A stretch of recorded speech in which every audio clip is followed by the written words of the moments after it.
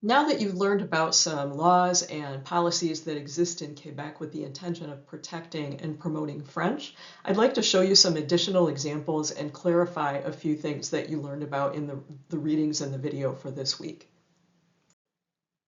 If you visit Quebec, one of the ways in which French is really visible is in road signs, and in particular stop signs, because stop signs are sort of everywhere. If you visited Quebec prior to 1992, you would have seen a bilingual stop sign with the French arrêt at the top and then English stop at the bottom. Although interestingly, the word stop has been used, just pronounced a little bit differently, both in Quebec and in France for a very long time, to the point that it's recognized as a French word now. But the OQLF, the enforcement arm of the Quebecois government when it comes to all things language policy, French language policy, decided that that wasn't enough and that all road signs in Quebec, because they're so visible, should really just be in French. And so currently, if you go to Quebec, you will see a unilingual French-only sign that says arrêt. What's interesting is that in France, stop signs say stop, and this French word isn't used. But in Quebec, the idea is because there are so many of these signs that they really need to be in French only to preserve the French language and the French character of Quebec. You'll even sometimes, this is rare these days, but you'll even sometimes see in this picture, you might notice that there's a piece of red tape that's put over where stop was. So instead of going to the expense to actually replace the sign, this community just put tape over the English so that they could comply with language policy. There is one exception, and I'll show you this picture that I took in 2024, the last time I visited Quebec. There is an exception for Indigenous languages. So we were in an area that has a large Indigenous population of the tribe that in the U.S. we call Huron. And the Huron word for stop is apparently Satan. The fact that current laws, and in this case the law that governs road signs, is Bill 101 that you learned about, the Charter of the French Language, the fact that they require road signs to be only in French isn't without controversy, because as you've learned, there is a significant, about 20% of the Quebecois population speaks English. And also, if you think about road signs and international commerce, there's so much trade that happens between the United States and Canada that if you're not a French speaker, if you're just a visitor or a truck driver going through Quebec, and you don't understand French, there might be some safety concerns. Looking at this example, so this French-only example is a sign outside of a tunnel, and you'll see that that word is the same in French. But what this is trying to tell drivers is that you can't use the tunnel when the lights on the sign are blinking. And if you don't read French, and I'm guessing, I know that most of you don't, you wouldn't get that message, and that could be a really dangerous situation. And so a group petitioned the French government, this was about 20 years ago, they petitioned the French government to try to replace signs like this that are only in French with pictograms.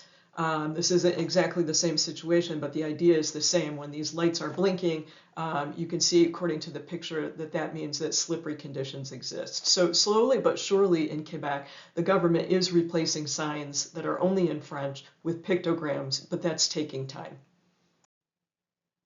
You learned in the video you watched this week about Bill 96, which was passed in 2022. And because it was passed, it's now a law and not a bill, and it's known as Law 14. But in any case, you learned about provisions for signage, commercial signage on things like businesses, restaurants, etc. And this infographic comes from guidance from the Quebecois government about what is and isn't allowed. So you'll see in the don't example at the top that boucherie, the French that means butcher shop, even though it's above the English name of the shop, Best Beef, that's not sufficient because the text in English and in French is the same size. And so you see some options below where either the French word is much larger than the English, or there's more French than there is English. that sort of explains what this business is, those are all okay. So the law is that both French and English or French and any other language can be present on the signs, but that French has to be the most prominent. One of the things that the video you watched didn't really focus on was product labeling. And Bill 96, now Law 14, also has requirements for product labels. They must include both English and French. So you'll see, I know that the text is a bit fuzzy here, but you'll see in the don't examples that there's only English on the packaging. And on the do examples, there's both English and French. And you'll see that those are the same size, so when it comes to product labeling, there's no requirement that the French be more prominent, it's just that French has to exist.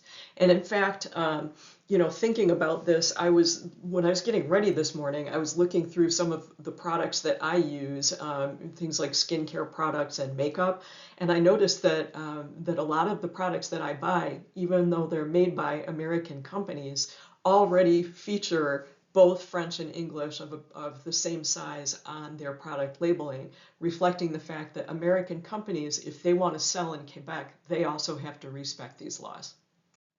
I'd like to clarify a few things that you learned about enforcement in the video. If you remember, the video talked about the OQLF as Quebec's language police, and they cited some kind of extreme examples of enforcement. And I'm not here to say that those didn't happen. They certainly did. Things that seem a little bit weird, like requiring an Italian restaurant to include French translations of, pasta names, things like ravioli or lasagna. And then the example of the hospital that had to take down all English signs because it was not serving a minority, or excuse me, it wasn't serving a majority English-speaking population. So those are some pretty extreme examples, but I want to point out that until now, at least, the OQLF has been pretty moderate in its enforcement. In the most recent data available, they received over 10,000 complaints, and they investigated about 91% of the complaints that they received. So their investigations are driven largely by complaints from the public. I should note, though, that in the last couple of years, the number of complaints that they have received has gone up significantly. And that's because part of Bill 96, now Law 14's provisions are that people can make those complaints anonymously, whereas they couldn't in the past. So OQLF is receiving more complaints, and they are investigating most of them. But it should be noted that most of them are resolved without any kind of legal action and without fines. So when the OQLF investigates, if they find that a business is out of compliance in signage or product labels or other provisions of these laws, they're usually able to come to a satisfactory resolution without any further action. The business will usually change whatever it is that's offending or violating the law. And I should also note that in that period, there were only 4 companies out of those thousands of inspections that actually were fined for non-compliance. And those fines were pretty low, ranging from $1,500 to $7,500 Canadian. But that may change. So up until now, again, the approach has been pretty moderate and pretty reasonable and focused on helping businesses to comply. But as was noted, the Bill 96 Law 14 provisions regarding signage just went into effect in June of 2025. So they're pretty new. And because of those more stringent laws, the OQLF has announced plans for increased enforcement. And Bill 96, now Law 14, also allows for stricter penalties, larger penalties. So corporations could be fined up to $175,000 per violation.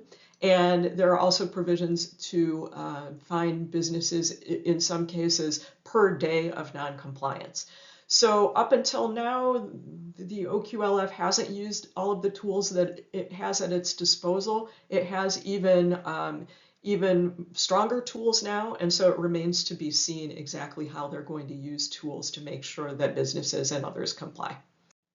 I'd like to wrap up with a couple of notes about education. So as you learned in what you read and what you watched this week, access in Quebec to English schools is very limited.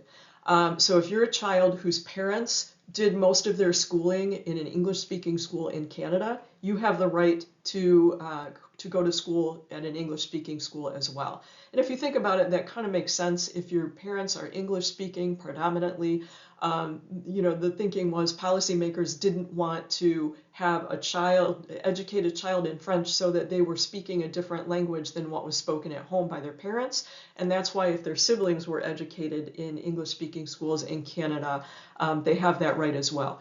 Also, children who, for example, move from an English-speaking part of Canada to Quebec and have done their schooling in English are not going to be forced to learn French just for schooling. So they have that right too.